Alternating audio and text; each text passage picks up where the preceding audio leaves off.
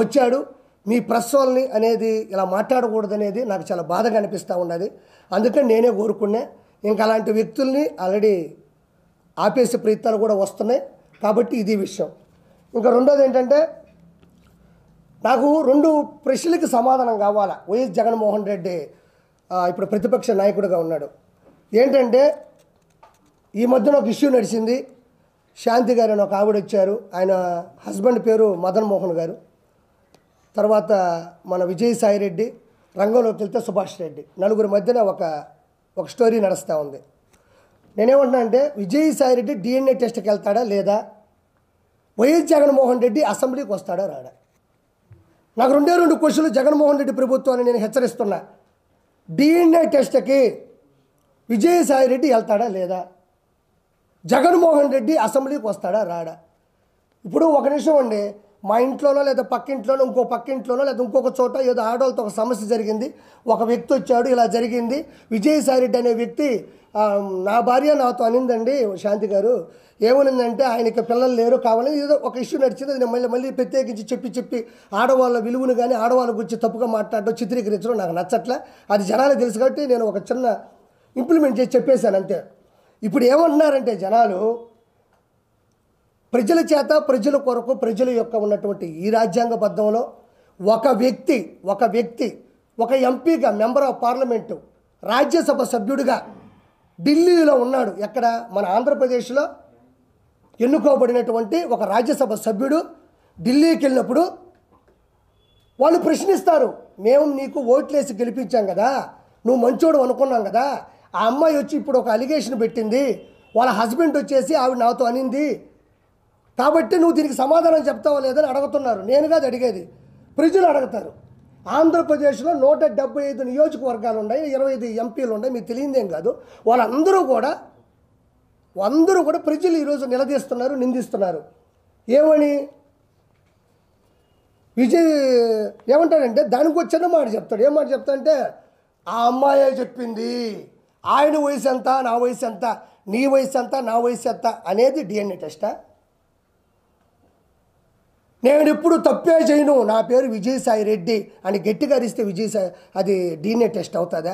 వెంకటేశ్వర సన్నిధిలో వచ్చిన ప్రమాణం చేస్తా అంటాడు, ఇది DNA టెస్ట్ అవుతుందా? మరి అలా అనుకుంటే ఈరోజు సివిల్ కేసులు ఉన్నాయి, క్రైమ్ కేసులు ఉన్నాయి, రకరకాల హత్యాకాండ కేసులు ఉన్నాయి, 302 సెక్షన్ ప్రకారం ఉన్నారు, జీవిత ఖైదు అనిపించే వాళ్ళు ఉన్నారు. వాళ్ళందరూ కూడా ఇదే మాట చెప్తారు, మా అమ్మ మీద ఒట్టేసి చెప్తున్నాను, మా నాయన మీద ఒట్టేసి చెప్తున్నాను, మా అమ్మని అడగండి నేను ఎంత మంచోడ్ను, మా ఊరోళ్ళని అడగండి ఎంత మంచోడ్ను. ఈ మాటలు అనేటివి ప్రజా పరిపాలనలో సరిపోతాయా? ఈ మాటలు గట్టిగా అరిచినంత మాత్రానో నేను ఎలాంటి వాడినో మీకు తెలియదు అనే మాటలు తాత్కాలికం, ఏదో సరదాగా విని ఊగుట్టి వదిలేసేటి తప్ప, వీటికంటూ కొన్ని టెస్టులు ఉంటాయి. DNA టెస్ట్ ఉంటుంది. ఆ DNA టెస్ట్లో ఒక ఎంట్రీకి ఇచ్చేస్తే ఒక 10-15 నిమిషాలు ఒక రోజు చూసి ఆ జీన్స్ కరెక్ట్గా ఉందా లేదా ఏంది అనేది ఒకటి చెప్పేస్తారు. ఇవన్నీ ఎందుకు? తప్పే ఉంది. ఒక ప్రభుత్వం ముందుకెళ్ళేటప్పుడు 4 అలిగేషన్స్ వస్తాయి, నలుగురు మన మీద అరుస్తూ ఉంటారు. ప్రజాస్వామ్యంలో ప్రజల చేత ఎన్నుకోబడ్డ వాళ్ళం కాబట్టి, మనం ఢిల్లీ వరకు వెళ్ళినటువంటి రాజ్యసభ సభ్యుడు కాబట్టి, ప్రజలకి నమ్మించాల్సిన అవసరం మనకుంది కాబట్టి, నోరు మూసుకొని మనం ఏం చేయాలంటే, DNA టెస్ట్కి అధికారికంగా ఏదో ప్రైవేటు బద్దీకరణ అవసరం లేదు, కోర్టు ద్వారానో లేకపోతే ఒక గవర్నమెంట్ అధికారంగా ఇచ్చే DNA టెస్ట్గా ప్రజల సమక్షంలో లోపలికి వెళ్తావు వస్తావు వాళ్ళు చెప్తారు. అన్నీ మీకు తెలియదా? ఈరోజు అసెంబ్లీలోకి వెళ్తే గెలిచిన ప్రతి శాసనసభ్యుడు ప్రమాణ స్వీకారం చేస్తాడు, ఇది చట్టబద్ధం. క్యాబినెట్ మినిస్టర్లు చేస్తారు చట్టబద్ధం, సీఎం చేస్తారు చట్టబద్ధం, డిప్యూటీ సీఎం, అలానే ప్రతిదానికి ఒక చట్టం ఉంటుంది. కాబట్టి ఇవన్నీ వేస్ట్ మాటలు. అతను ఒకటే అంటున్నాడు, ఏమంటున్నాడంటే, సార్ నాకు డైవర్స్ ఇవ్వలేదు, నాకు ఇచ్చిన డైవర్స్ కరెక్ట్ కాదు, నాకు డైవర్స్ ఇవ్వలేదు, నాకు డైవర్స్ ఇచ్చేసని చెప్పి పేపర్లో నకిలీ చూపిస్తుంది. 2021-22లో పుట్టినరోజు జరిగినప్పుడు కూడా కేకు మీద మా ఇద్దరు పేర్లు రాసున్నారు. అంటే నేను విడిపోయినప్పుడు, నేను బయటకు వచ్చేసినప్పుడు నా మీద ప్రేమ ఎక్కడి నుంచి వస్తుంది అని మాస్కులు వేసుకోకుండా కేక్ కట్ చేసేటప్పుడు కూడా ఒక వీడియో వచ్చింది. అంటే ఇవన్నీ కూడా ఎవరికైనా అర్థమైపోతుంది ఇది కరెక్ట్ అని. ఎందుకంటే ఒక భర్త వచ్చేసి 2 ఆడపిల్లకాయలను పెట్టుకొని భార్యని నిలదీసి బయట పెడితే పరువు పోదా? ఇప్పుడు 2 పిల్లకాయలు ఆడపిల్లలే కదా వయసుకు వస్తున్నారు. కాబట్టి ఖచ్చితంగా విజయసాయి రెడ్డి అనే వ్యక్తి 100% ఆల్రెడీ నిందితుడు. ఆల్రెడీ కొత్తగా నిందించాల్సిన అవసరం లేదు. ఆల్రెడీ విజయసాయిరెడ్డి అనే వ్యక్తి ఏటూగా ఉన్నాడు. Accused two. ఒక ఎవరే పర్లేదు వాడి పెట్టి మళ్ళీ దాన్ని ఎత్తుక్కోలేదు. ఇప్పుడు వచ్చిందే లేదని ప్రింట్. Okay done. సరదాగా ఇప్పుడు నేను ఒకటి అంటున్నా, ఆల్రెడీ ఏటూ ఇతను ఆల్రెడీ పోయి చెప్పకూడదు తిన్నాడు. సెంట్రల్ జైల్లో చెప్పకూడదు తినేసి వచ్చినాడు. అలాంటి వ్యక్తి ఇది చేసుంటాడని ఎవరైనా నమ్ముతారు. కాబట్టి డిఎన్ఏ టెస్ట్కి ఖచ్చితంగా అటెండ్ అవ్వాలి. డిఎన్ఏ టెస్ట్కి విజయసాయిరెడ్డి ఇప్పుడు కూడా పెట్టాడు ఒకటి, నాకు ఏ మహిళతోనూ అక్రమ సంబంధాలు లేవు. ఇప్పుడు పెట్టాడు, ఒకసారి చూసుకోండి. ఇందాక ట్వీట్ చేసినట్టున్నాడు పెద్ద మన ప్రభు, చూసుకోండి. తనకు ఏ పరాయి మహిళతోనూ అక్రమ సంబంధాలు లేవని విజయసాయిరెడ్డి తెలిపారు. వెంకటేశ్వర సన్నిధిలో వెంకటేశ్వర నాశనం చేసిందే వీళ్ళు. వెంకటేశ్వర కొండని నాశనం చేసిందే ఈ వైఎస్ఆర్సీపీ ప్రభుత్వం. మళ్ళీ వెంకటేశ్వర సన్నిధికి వెళ్తాడంట. వెంకటేశ్వరని భయపెట్టిందే వీళ్ళు, వెంకటేశ్వర కొండని కూల్చిందే వీళ్ళు మళ్ళీ వెంకటేశ్వర సన్నిధికి వెళ్తారంట. ఎందుకంటే ఎగిస్తంటే 11 వచ్చినాయి.